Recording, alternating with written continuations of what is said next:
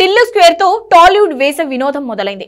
DJ టిల్లుగా ప్రేక్షకుల్ని కడుపుబ్బా నవ్వించిన Siddhu Jonnalagadda Tillu square గా ప్రేక్షకుల ముందు మళ్లీ వచ్చేశాడు.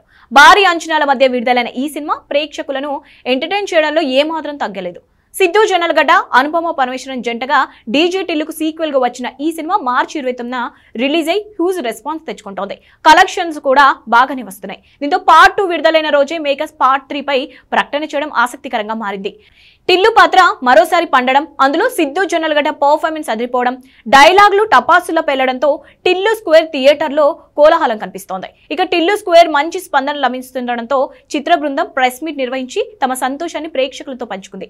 ఈ సక్సెస్ సెలబ్రేషన్స్ లో టిల్లు స్క్వేర్ నిర్మాత సూర్యదేవర నాగవంశి అసలు విషయం చెప్పాడు. టిల్లు 3 ఉంటుందని, దాని గురించి హింట్ సినిమాలో పెట్టడం కుదరలేదని వెల్లడించారు.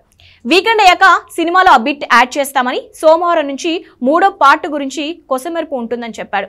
ఈ అనౌన్స్మెంట్ తో టిల్లు అభిమానులు ఫుల్ ఖుషి అవుతున్నారు. కాగా తొలి రోజు టిల్లు స్క్వేర్ కు 25 కోట్ల మేర గ్రాస్ వస్తుందని అంచనా వేస్తున్నారు. మరోవైపు ఫుల్ రన్ లో ఈ సినిమా 100 కోట్ల మార్కు అందుకుంటుందని వంశీ ధీమా వ్యక్తం చేస్తున్నారు. కాగా ప్రస్తుతం సిద్ధు చేతిలో జాగ్, తెలుసు కదా వంటి సినిమాలున్నాయి. ఆ సినిమాల తర్వాత టిల్లు 3ని పట్టాలు ఎక్కిస్తారేమో చూడాలి. మొత్తానికి ఏది ఏమైనా టిల్లు 3 అనౌన్స్మెంట్ తో హిట్ సినిమాకి వరుస సీక్వెల్ ఫార్ములాని సిద్ధు కూడా పర్ఫెక్ట్ గా ఫాలో అయిపోతున్నాడన్నమాట.